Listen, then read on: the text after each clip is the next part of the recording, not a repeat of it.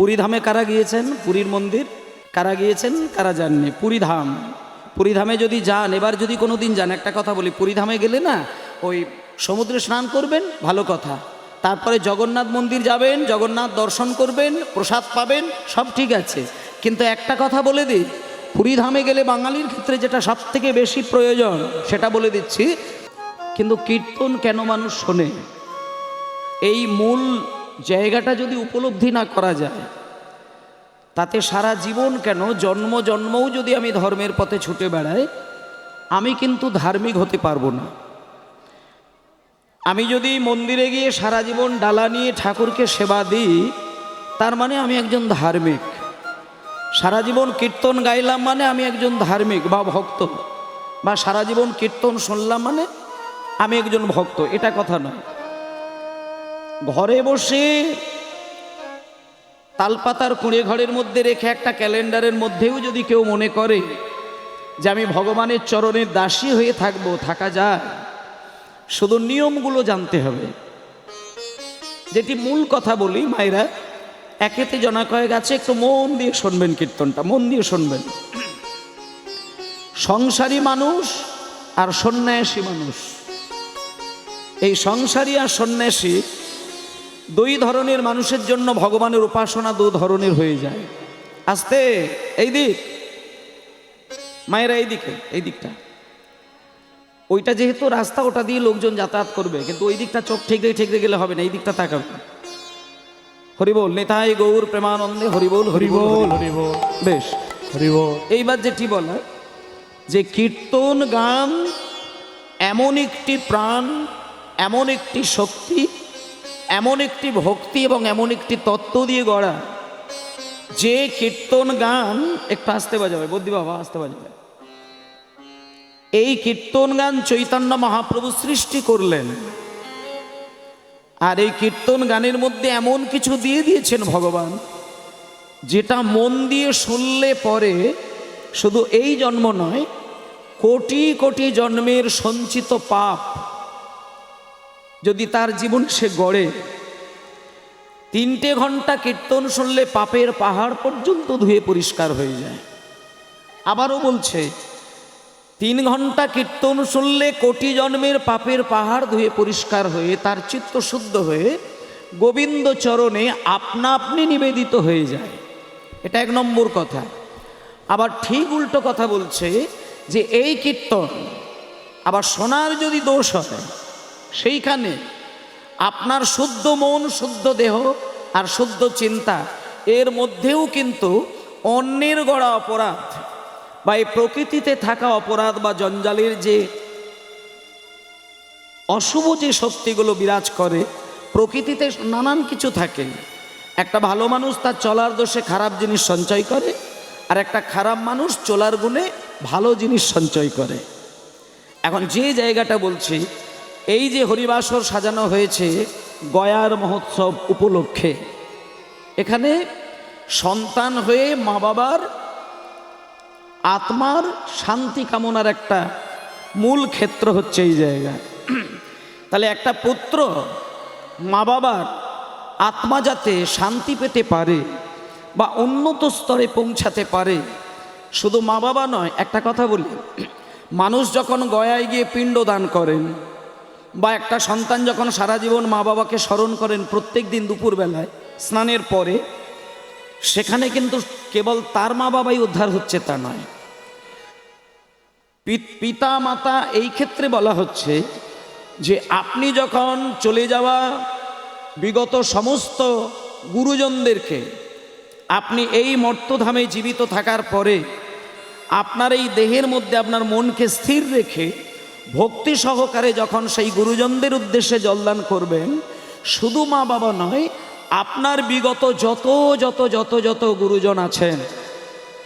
যেমন আমি বলে দিচ্ছি, আপনি যখন পূজার ডালা নিয়ে মন্দিরে যান, সেইখানে দেখবেন ডালার মধ্যে একটা ছোট্ট কাগজে আপনার নাম, আর পাশেই দেখবেন একটা গোত্রের নাম দিয়ে দেন। এবার ওই গোত্রটি যদি না দেন, ব্রাহ্মণ কিন্তু আপনার ডালাটাকে ঠিক জায়গায় অর্পণ করতে পারবেন না। আপনি শুধু নাম দিয়ে দিলেন, সন্তানের নাম দিলেন, নাতির নাম দিলেন, নাতনির নাম দিলেন, কিন্তু গোত্রটা দিলেন না। ব্রাহ্মণই বলবেন এইটা গোত্রটা একটু লিখে দাও। তাহলে এই যে গোত্র না লিখলে আপনার ডালাটা আপনার নামে নৈবেদ্য দেওয়া হবে না। তার কারণটি হচ্ছে যে আপনার নামে এই পৃথিবীতে একাধিক ব্যক্তি থাকতে পারে। তাহলে আপনি যে দিচ্ছেন ওই নামটার ক্ষেত্রে কিন্তু হবে না। আপনি যতক্ষণে না আপনার গোত্রটা তার পাশে বসাবেন।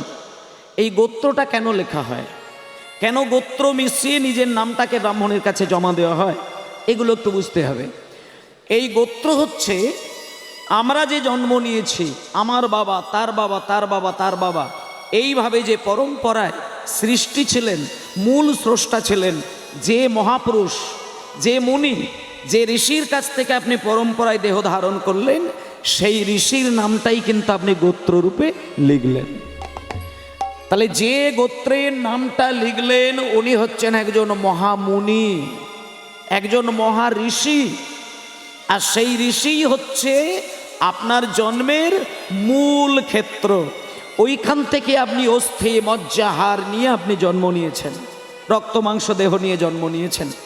তার মানে আপনি যদি এই পৃথিবীতে জন্ম থাকার পরে একটুখানি মা বাবার উদ্দেশ্যে জলদান করেন, জানবেন মা বাবা থেকে শুরু করে বিগত যতগুলো আপনি গুরুজনদেরকে হারিয়েছেন, একেবারে সেই গুরু যেখানে আপনি ওই আপনার গোত্রটি লিখলেন ওইখান পর্যন্ত প্রত্যেকের কাছে কিন্তু আপনার ওই ভক্তিটা চলে যায়। নিতাই গৌর প্রমানন্দে হরি। এইবার বলি, আপনি যদি ওনাদেরকে জল দিতে গিয়ে, ওনাদের নাম নিতে গিয়ে আপনার মনের মধ্যে কোনো রকম অশুভ চিন্তা এসে যায়, তাহলে আপনার ওই জলটা কিন্তু শুভ কাজে আপনার জীবনকে দেয় না, আপনার জীবনে শুভ কাজ দেয় না।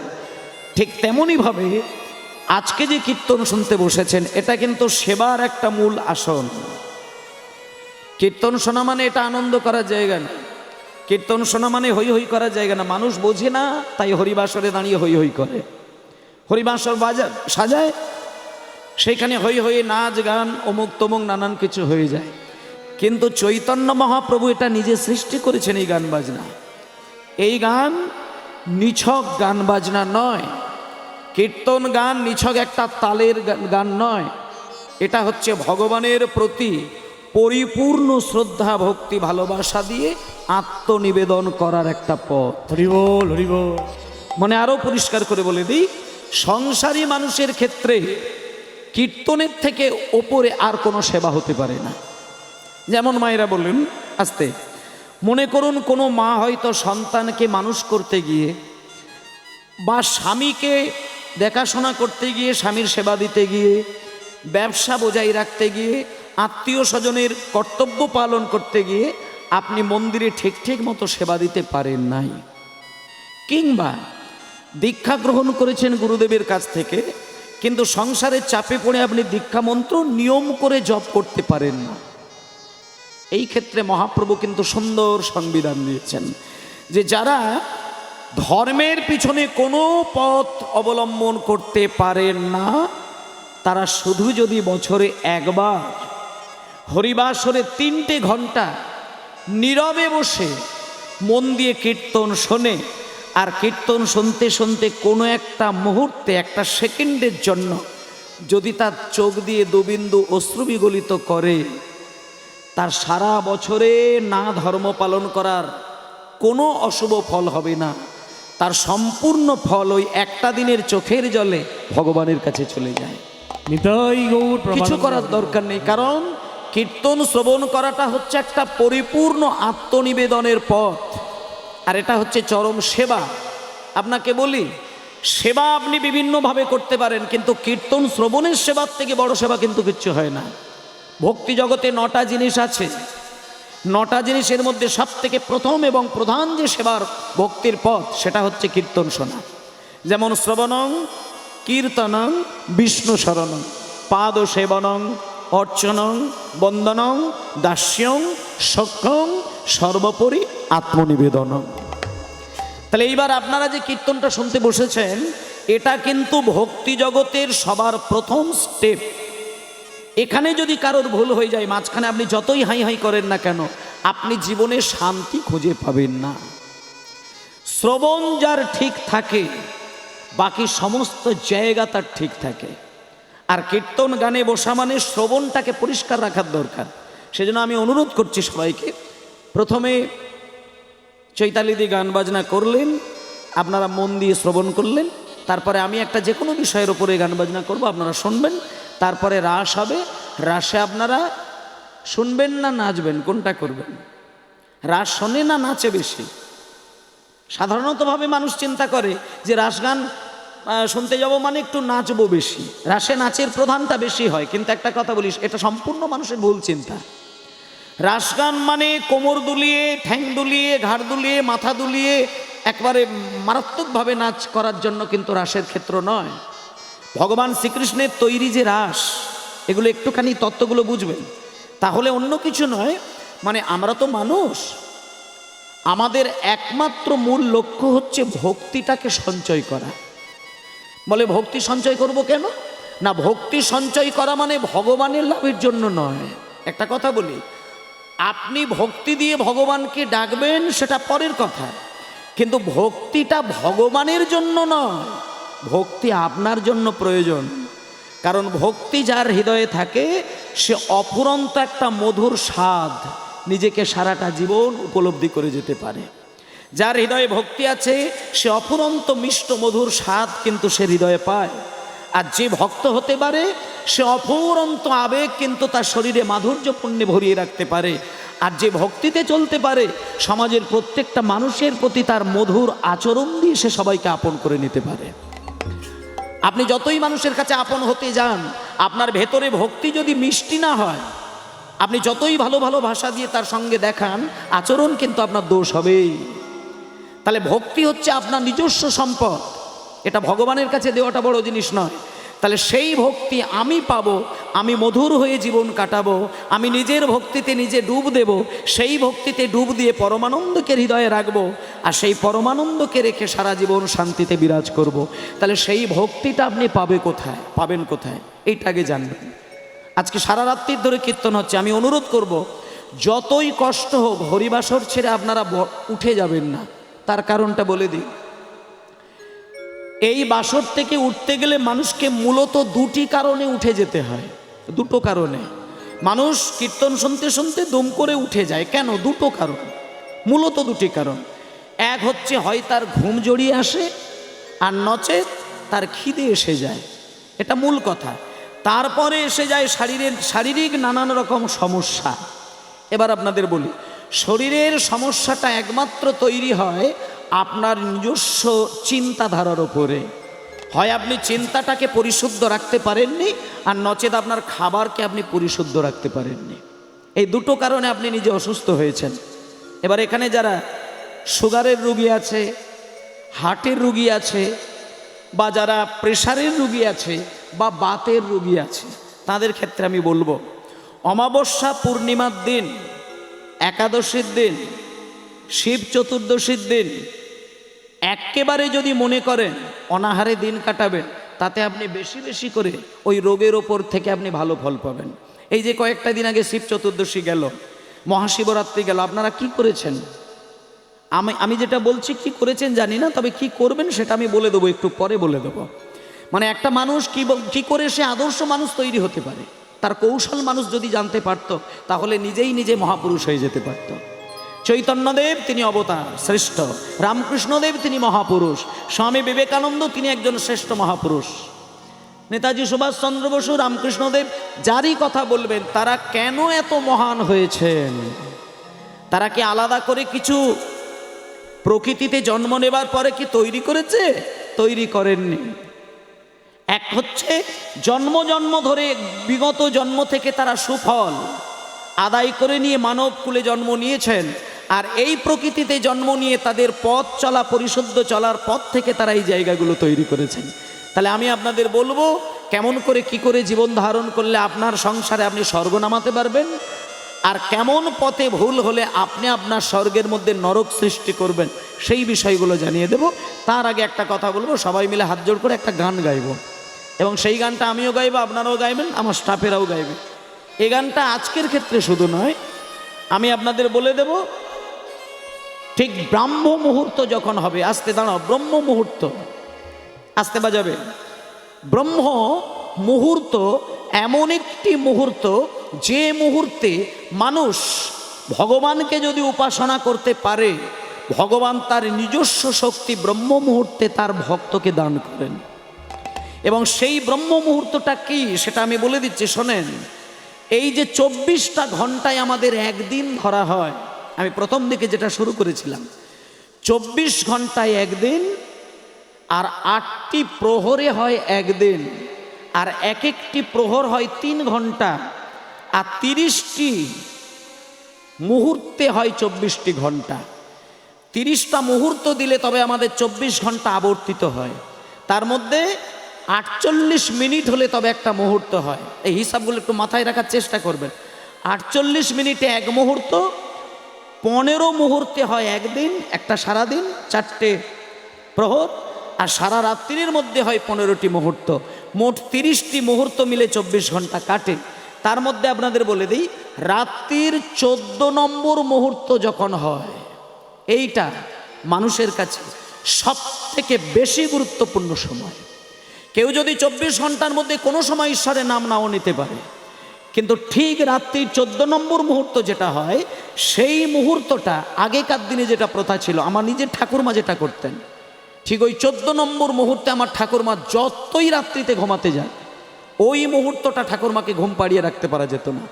ঠাকুরমা উঠতেন এবং সবার প্রথমে ঠাকুরমার কাজ হচ্ছে শঙ্খটাকে বাজানো, তারপরে সমস্ত কাজের ওপরে দায়িত্ব নেবে। তাই এখানে যতগুলো মা বাবা আছেন আমি তাদেরকে গুরু দায়িত্ব দিয়ে দিচ্ছি একটা, আপনারা 14 নম্বর মুহূর্তে অন্তত 5টা মিনিটের জন্য উঠে হলেও আপনার বাড়িতে শঙ্খধ্বনিটা করবেন।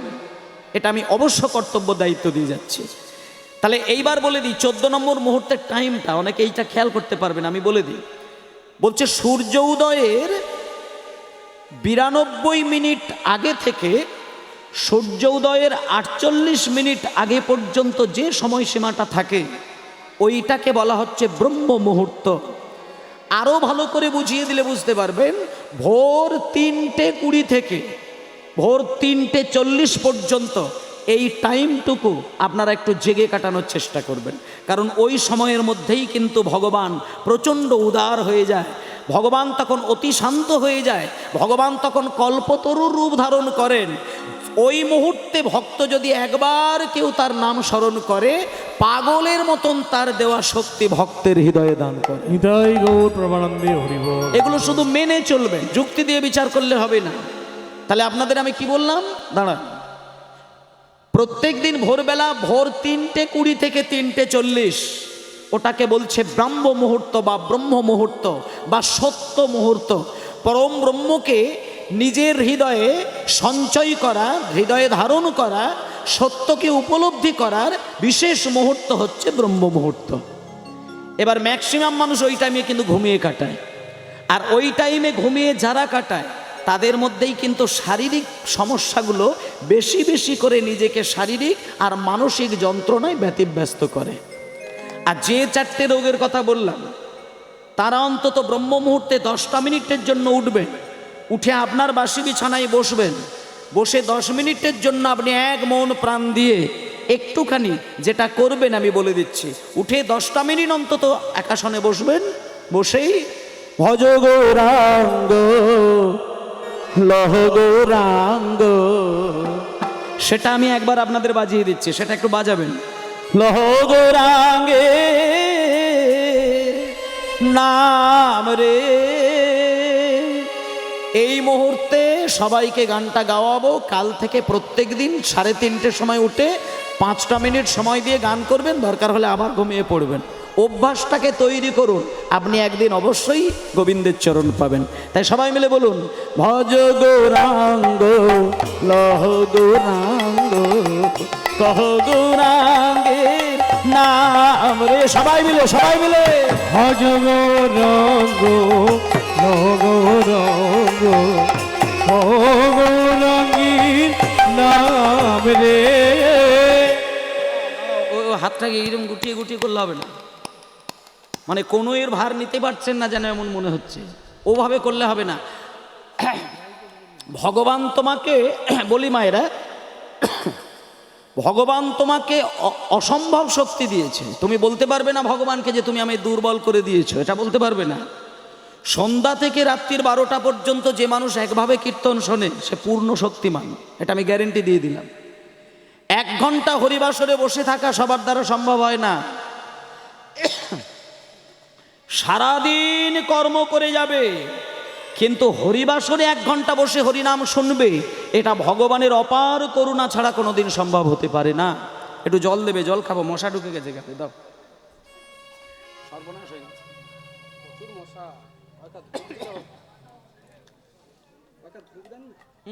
মশার ধূপ দেন না কয়েকটা। ও মা, দেখি সবাই মিলে একটুখানি গানটা গাইবো, 2 লাইন গাইবো, আর তালি দেওয়াটা শিখিয়ে দিচ্ছি, একটুখানি বলি। রাত্রির হয়েছে তো, আর যেহেতু রাত্রির হয়েছে তত্ত্বের ওপর দিয়ে একটু বেশি যাব। দিদি তো অনেক নাচ গান করলেন, নানান রকম জায়গা আপনারা দেখালেন, খুব আনন্দ করেছেন, বিশাল বিশাল বিশাল বিশাল ব্যাপার। তা ওটা আমি করছি না, আমি কিন্তু একটু ভাবের জায়গাটা পরিষ্কার রাখতে চাই। কীর্তনের মূল অঙ্গ কিন্তু ভাব, ভাবের মেরুদণ্ড। ভাবের মেরুদণ্ডটা কীর্তন গানে যদি না থাকে সেখানে ভক্তের মন দোলে না। আর ভক্তের মন যদি একবার না দোলে তাতে কি হবে জানেন তো, চোখ থেকে জল বেরোতে চায় না। আর চোখ থেকে জল যদি না বার হয় গোবিন্দের প্রসাদ বানানো যাবে না। আর জল মেশানো প্রসাদ যদি না থাকে গোবিন্দ তার গোলক থেকে নেমে এসে ভক্তের কাছে গড়াগড়ি দেবে না। হরি বল, হরি বল। কারণ ভগবান বলেছেন যে আমাকে যদি কাঁচা ফল কুচিয়ে দাও আমি কথা দিলাম খাবো। কিন্তু তোমরা তো সংসারী মানুষ, ছেলেকে, পুত্রকে, নাতিকে, নাতনিকে, স্বামীকে খাওয়াতে গেলে অনেক সময় পয়সা তোমাদের কুলায় না।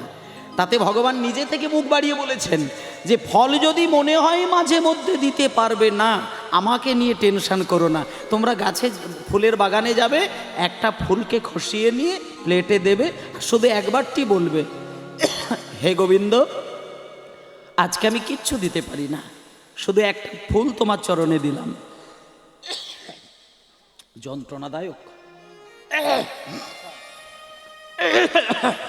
জল দাও, জল দাও, মশাটা না যাচ্ছে বাইরে, না যাচ্ছে ভেতরে, সমস্যা ব্যাপার।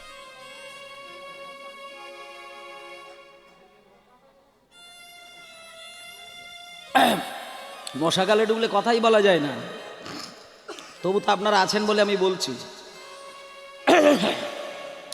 এ বাবা,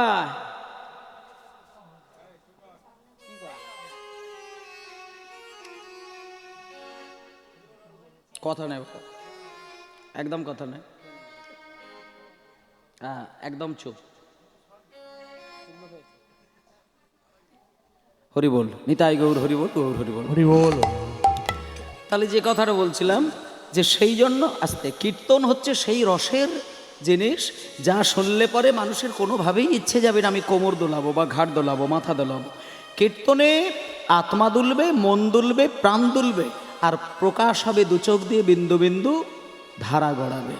এটা যেদিন হলো সেদিন জানবেন আপনি পরতত্ত্বের সন্ধান করেছেন, পারমার্থিক সুখকে লাভ করেছেন এবং সেই পরম ব্রহ্ম শ্রীকৃষ্ণের চরণের দাসী হতে পেরেছেন। মায়েরা, কতকগুলো আপনার সংসার জীবনে চলার কৌশল আমি দেখিয়ে দেবো। তাহলে ব্রাহ্ম মুহূর্তে উঠে যেটা করবেন, একটু এইবার ভালো করে হাতটাকে চাকিয়ে এইভাবে বাহুটাকে কোণ করে নয়, বাহুটাকে সোজা করে, আর আঙুলগুলোকে স্পর্শ করে। সব জিনিসেরই একটা নিয়ম আছে। আপনি যদি বলা ভুল করেন আর আপনার হাতের কৌশলটা ভুল করেন, সেটা কিন্তু মাঙ্গলিক দিক থেকে কিন্তু ঠিক হবে না। একই শব্দ একই অঙ্গ থেকে বার হবে, কিন্তু আপনার ওই অঙ্গভঙ্গির দোষে কিন্তু শব্দটা অশুভ হয়ে যাবে। আপনি যখন হাতে তালিটা আঙুল ছড়িয়ে দেবেন সে শব্দে কোনোদিন গোবিন্দ সেবা হবে না। আর আপনি যখন হাতটাকে এইভাবে সরিয়ে এইভাবে দেবেন সেটাও মাঙ্গলিক শব্দের মধ্যে পড়বে না। কিন্তু আপনাকে হাত এইভাবে স্পর্শ করে শব্দটাকে হালকা করে দিতে হবে। তাতে যদি মনে হয় যে শব্দ হচ্ছে না, কিছু যায় আসে না, শুধু এইভাবে হাতে তালি দিয়ে নাম করলেই গোবিন্দ সেবায় লাগবেন। তাই সবাই মিলে বলুন ভজ গৌরাঙ্গ। এইভাবে এইভাবে, একদম ঠিক। এইটা দেখুন, আপনি বুঝতে পারবেন যে আপনি গোবিন্দের জন্য এটা করছেন। বাবা, ভজ গৌরাঙ্গ, লহ গৌরাঙ্গ, কহ গৌরাঙ্গে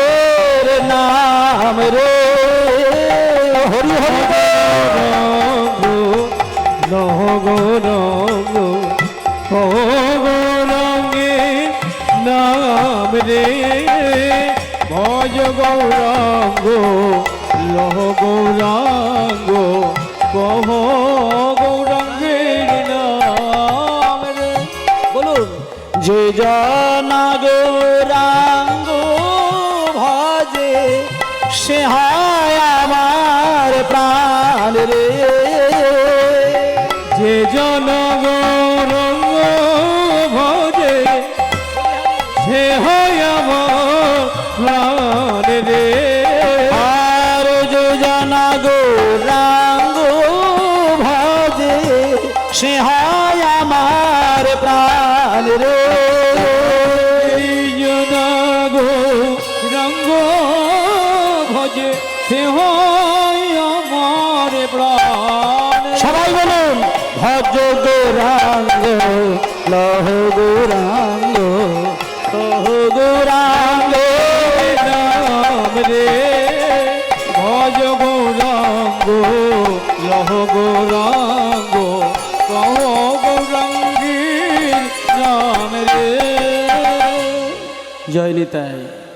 তাহলে মায়েরা, এই যে ভজ গৌরাঙ্গ লহ গৌরাঙ্গ কহ গৌরাঙ্গের নাম রে, এটা গৌরাঙ্গকে খুশি করার জন্য ব্রহ্ম মুহূর্তে উঠে আমার প্রথম কাজ হচ্ছে আমি গৌরকে স্মরণ নিলাম।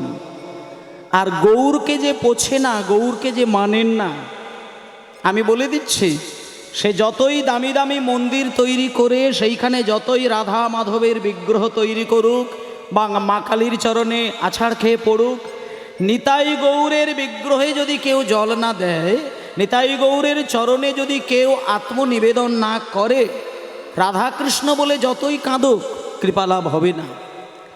কারণ নিতাই গৌর হচ্ছে আমাদের কলিযুগের ভগবান, বাঙালিদের জন্য শ্রেষ্ঠ ভগবান। তিনি যেটা করেছেন কোনো কালে কোনো যুগে কোনো দাদা নেতা রাজা গজা তো পারেই না, আর ভগবানও পর্যন্ত পারেন না। যেমন সত্যযুগে শঙ্খ চক্র গদা পদ্মধারী নারায়ণ ছিলেন, আস্তে, শঙ্খ চক্র গদা পদ্ম এই চারটে জিনিস ধরেছিলেন নারায়ণ। আর ত্রেতা যুগে ছিলেন রামচন্দ্র, দাপরে ছিলেন কৃষ্ণচন্দ্র। এই তিন যুগের ভগবান যেটা পারেন নাই, কলিযুগে গৌর হরি তার থেকে লক্ষ গুণ বেশি ভক্তকে দিয়েছে। হরি বল, হরি বল। তাই জন্য মায়েরা, খুব সহজে যদি মনে হয় যে আপনি আপনার একটা পরিপূর্ণ মানুষ হয়ে দাঁড়াবেন, তাহলে কাউকে ডাকতে হবে না, আপনি শুধু নিতাই আর গৌরের চরণে জল ঢালবেন। এখন সবাই কি বাড়িতে 10 লাখ টাকা 20 লাখ টাকা দিয়ে মন্দির গড়তে পারে? সবাই পারে না। আর আপনার বাড়িতে একটা মন্দির হলো না বলে আপনি আপনার স্বামীকে বলবেন যে একটা মন্দির বানাও, মন্দির বানাও, মন্দির বানাও, আমার বহুদিনের শখ, আমি মন্দিরে গিয়ে সেবা দেব, ডালা দেব, এসবগুলো কথা নয়। মন্দির বানালেই আপনি ভগবানকে আনতে পারবেন, মন্দির বানালেই সেইখানে ঈশ্বর এসে বিরাজ করবে, এটা কোনো গ্রন্থে লেখা নেই, কোনো গ্রন্থে লেখা নেই। আপনার রান্নাঘরের পাশেই একটা তালপাতা দিয়ে ঘর করবেন, সেই ঘরে ক্যালেন্ডার রাখবেন, কিচ্ছু দরকার নেই। যখন মনে হবে আপনি ঈশ্বরের উপাসনা করবেন, ওই তালপাতার ঘরের মধ্যেই গিয়ে আপনি ঈশ্বরকে ডাকবেন। আর ভগবান ওই তালপাতার কুঁড়ে ঘরেই হামাগুড়ি দিতে দিতে গিয়ে ভক্তের হাত থেকে প্রসাদ গ্রহণ করবেন। এটা ভগবানের বাণী। ভগবান বলেছেন, আমাকে ফল দিলে খায়, ফুল দিলে খায়, পাতা দিলে খায়, আর শুধুমাত্র চোখের জল দিলে আমি তার কাছে বিক্রি হয়ে যায়। মানে ভগবানকে যদি মনে করে কেউ কিনবো, কিনে রাখবো, যেমন গোপীরা কিনেছিলেন। বৃন্দাবনের যারা গোপী, ললিতা, বিশাখা, চিত্রা, চম্পকলতা, ইন্দুরেখা, সুদেবী, রঙ্গদেবী, এই যে বৃন্দাবনের গোপীগণ, এরা কিন্তু কৃষ্ণকে কিনে রেখেছিলেন। গোপীরা যদি মনে করতেন যে আমি কৃষ্ণকে আমার গলার একটা চেনের মধ্যে লকেট করে ঝুলিয়ে রাখবো, তারা পারতেন। গোপীরা যদি মনে করতেন যে কৃষ্ণকে কোথাও ছাড়বো না, আমি সারাটা জীবন ধরে আমার চুলের খোঁপার বিনুনির মধ্যে রেখে দেব, তাও পারতেন। এত তাদের ক্ষমতা ছিল, কিন্তু করেননি।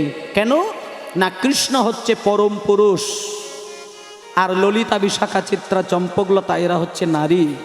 তাই ভেবেছিলেন যে ব্রজে নারী রূপে যখন আমরা সদাই কৃষ্ণকে বুকে জড়িয়ে রাখবো, লোকে আমাদেরকে কলঙ্কিনী বলবে, আর কোনো রকম কোনো নেগেটিভ কথা, উল্টো কথা, অশুভ কথা যখন ভক্তের মনে ব্যথা দেবে, তখন ভক্তিতে আঘাত আসলে তাতে প্রাণ কৃষ্ণ কষ্ট পাবে। তাই আমরা এ জন্মে মাকে কথা দিয়ে গেলাম, মায়ের কাছে হাত পেতে একটা জিনিস চেয়ে গেলাম, মা তুমি আগামী জন্মে আমাদেরকে আর নারী করে পাঠিও না, পুরুষ করে পাঠাবে। সারাটা জীবন আমরা ভগবানকে হৃদয় মাঝে জড়িয়ে ধরে রাখব। হরি বল, হরি বল। তাই সেই গত জন্মে যারা ছিলেন গোপীগণ, তারা এই কলিযুগে জন্ম নিলেন গৌর ভক্ত হয়ে। তারা সবাই পুরুষ, আর সেই পুরুষ হয়ে যদি মনে করলেই গৌর হরিকে বুকে জড়িয়ে ধরে, তাতে ভক্ত কোনো দোষ দিতে পারে না। তাই সেইখানে ললিতা সখী এইখানে হয়েছে রামানন্দ রায়, আর বৃন্দাবনের বিশাখা সখী, ললিতা সখী হচ্ছে স্বরূপ দামোদর, আর বিশাখা সখী হচ্ছে রামানন্দ রায়। প্রধান ভক্ত দুইজন, আর মাঝখানে গৌর হরি আমার। এইভাবে ক্রন্দন করছেন। কেমন ভাবে? স্বরূপের গলায় ধরি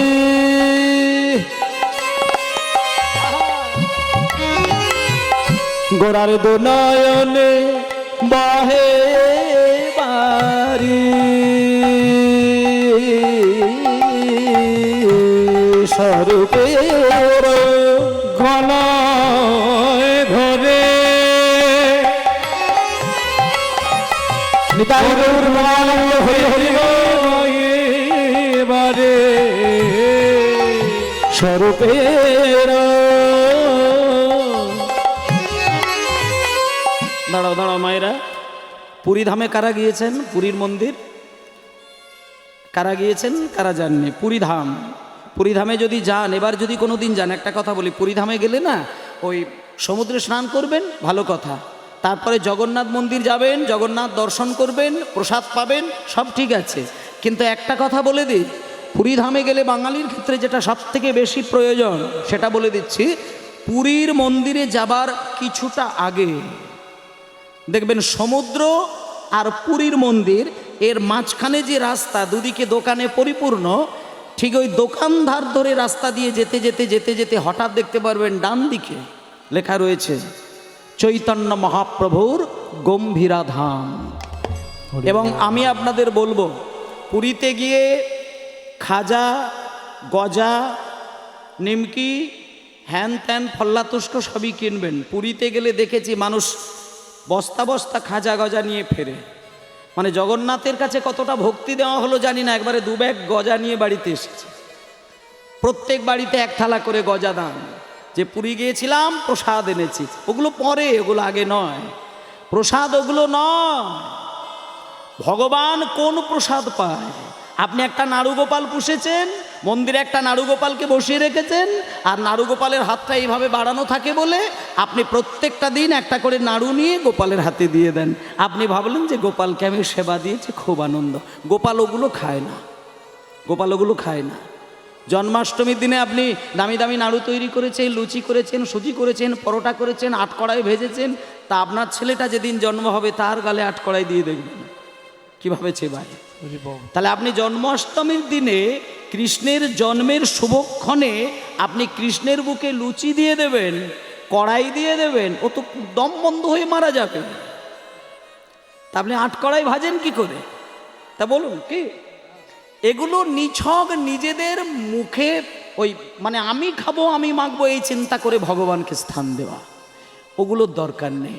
আপনি যখন গোপাল সেবা দেবেন, আপনি যখন রাধারানীকে সেবা দেবেন, ওগুলোর দরকার নেই, কিচ্ছু দরকার নেই। একটা জিনিস ভগবান খেতে, পেতে, চাইতে, দেখতে খুব ভালোবাসেন। একটা জিনিস, হাতটা বাড়িয়ে থাকছে কিসের জন্য? আপনি যদি গোপালের দিকে তাকিয়ে থাকেন, একভাবে দেখবেন গোপাল আপনার দিকে তাকিয়ে রয়েছে। আপনি ঠিক নীরবে ধ্যান দিয়ে দেখবেন, আপনার বাড়িতে যদি গোপাল থাকে বা কৃষ্ণ থাকে বা রাধারানী থাকে, আপনি চোখের দিকে একভাবে তাকাবেন, কারো কথা ভাববেন না, কোনো চিন্তা নয়, নীরবে শুধু কিছুক্ষণ কৃষ্ণের দিকে বা গোপালের দিকে তাকিয়ে থাকবেন। হঠাৎ আপনি বুঝতে পারবেন ওই গোপাল আপনার চোখের দিকে তাকিয়ে আছে। আর যখন গোপাল আপনার চোখের দিকে তাকিয়ে থাকবে, মহাপ্রভু যখন আপনার চোখের দিকে একভাবে তাকিয়ে থাকবে, আপনাকে বুঝতে হবে যে ভগবান কিন্তু ভক্তের নয়নের দিকে একভাবে নয়ন দিয়ে থাকে। কিসের জন্য? একটা আক্ষেপে কিন্তু ভগবান কাঁদেন। ভগবান নিজে কাঁদে ভক্তের একটা আচরণের জন্য। শুধু মাঝে মধ্যে ভগবান কেঁদে কেঁদে বুক ভাসায় যে ভক্ত আমাকে সারাটা জীবন সেবা দিয়ে গেল, সারা জীবন ডেকে গেল, ভক্ত আমাকে সারাটা জীবন ধরে গয়নাকাঠি পরিয়ে গেল, কিন্তু কোনোদিন আমার সামনে বসে আমার নাম ধরে এক ফোঁটা নয়নের জল আমার দু চরণে ফেলতে পারল না। হরি বল, হরি বল। আর যে ব্যক্তি ভগবানকে সেবা দিতে দিতে চোখ থেকে অশ্রু বিগলিত হতে চায় না, আমি বলে দিই সে কোনো দিন গোপালের কৃপা লাভ করতে পারে জয় না। গৌর প্রেমানন্দে, হরি আর বল। যে কাঁদতে জানে তাকে কোথাও যেতে হয় না, সে তার নিজের বেডরুমে বসে বসে কাঁদবে, ভগবান সে নিজে আপনার বেডরুমে এসে কৃপাটাকে বাড়িয়ে দেবে। ভগবান তো দয়াময়, ভগবান স্থান কাল পাত্র সূচি অসুচি দেখতে ভুলে যায়। ভক্ত যখন বুক বাজিয়ে ব্যাকুল হয়ে কাঁদে, ভগবান জানে না যে ভক্ত কোথায় বসে কাঁদছে। আপনি যদি পায়খানা ঘরে বসে ভগবানের নাম নিতে নিতে কেঁদে ওঠেন, ভগবান ওই পায়খানা ঘরে গিয়ে আপনার চরণ যুগল বাড়িয়ে দেবে। এটাই হচ্ছে ভগবান। তাই জন্য একটা কথা বলি, ঈশ্বরকে যদি মনে হয় যে আপনি আপনার কাছে রেখে দেবেন, তাহলে কিচ্ছু দরকার নেই, শুধু ভগবানকে নাম নিতে গিয়ে আপনি দু চোখ বেয়ে শুধু কেঁদে যান। হরি বল, হরি বল। এবার অনেকে হয়তো বলতে পারেন যে আমি কিন্তু সন্ধ্যাবেলায় সন্ধ্যা দিতে গিয়ে কিন্তু আমি কাঁদি। এখানে অনেক মা আছেন হয়তো কাঁদেন, কিন্তু একটা কথা বলি, আপনি যখন সন্ধ্যা প্রদীপ দিতে গিয়ে তুলসী তলায় চোখ বন্ধ করে আপনার মনের কথাগুলো ভগবানকে জানাতে গিয়ে আপনি কেঁদে ওঠেন, আপনি কান্নাকাটি করার পরক্ষণে একটু ভেবে দেখবেন তো, আপনি কি কৃষ্ণকে ভালোবেসে কাঁদলেন, আপনি কি হরিকে ভালোবেসে কাঁদলেন, নাকি আপনার সংসারের কোনো দুঃখ মনে পড়ে গিয়ে আপনি কাঁদলেন? এইটা বিচার করে দেখবেন। অনেক মানুষ আছে কাঁদে, দেখা যাবে তার স্বামী হারিয়ে গেছে, হঠাৎ করে মন্দিরে গিয়ে তার স্বামীর কথা মনে পড়েছে, হাউ হাউ করে কাঁদছে। সন্তান হারিয়ে গেছে, জমি জায়গা হারিয়ে গেছে, সোনাদানা হারিয়ে গেছে, এইসব মায়ার সংসারের হারানো কান্না যখন ভগবানের কাছে গিয়ে কেউ ব্যাকুল হয়ে কাঁদে, ভগবান তাকে আরো লক্ষ গুণ বেশি কাঁদায়। এটা মনে রাখবেন, কারণ ভগবান ওই মায়ার কান্না কোনোদিন সহ্য করতে পারে না। ভগবান শুধু একটা জিনিস চায়, প্রেমের কান্না চায়। সেই প্রেমের কান্নাটা যখন আপনার নয়নে আসবে, আপনার চোখের জলটা বরফের থেকে ঠান্ডা জল হবে। আর যখন মায়া কান্না কাঁদবেন, সেটা গরম জল হবে। আর সেই জলের কোনো একটা টেস্ট, কোনো একটা স্বাদ আপনি জিভের মধ্যে পাবেন। কিন্তু কৃষ্ণ প্রেমের কান্নায় কোনো স্বাদ থাকে না। প্রথম কথা হচ্ছে বরফের মতো ঠান্ডা জল, আর দ্বিতীয় কথা জিভে যখন জল পড়বে কোনো স্বাদ নেই। সেই হলো কৃষ্ণ প্রেমের জল। সেই কৃষ্ণ প্রেমের ধারায় কাঁদতে কাঁদতে আপনি পুরীর মন্দিরে যাবেন। পুরীর মন্দিরে যেতে যেতে সমুদ্রে স্নান করে জগন্নাথ মন্দিরে যাবার ডান দিকে যে মহাপ্রভুর গম্ভীরা ধাম, ওই গম্ভীরা ধামে একটুখানি ঢুকবেন, আর সেইখানে গিয়ে আপনাদের যেটা কাজ, হরে কৃষ্ণ হরে কৃষ্ণ কৃষ্ণ কৃষ্ণ হরে হরে হরে রাম হরে রাম রাম রাম হরে হরে হরে কৃষ্ণ কৃষ্ণ কৃষ্ণ কৃষ্ণ হরে হরে হরে রাম হরে রাম রাম রাম হরে হরে হরে কৃষ্ণ কৃষ্ণ কৃষ্ণ হরে হরে হরে রাম রাম রাম হরে হরে কৃষ্ণ হরে কৃষ্ণ কৃষ্ণ কৃষ্ণ হরে হরে হরে রাম রাম রাম হরে হরে হরে কৃষ্ণ কৃষ্ণ কৃষ্ণ হরে হরে হরে রাম হরে রাম রাম রাম হরে হরে হরে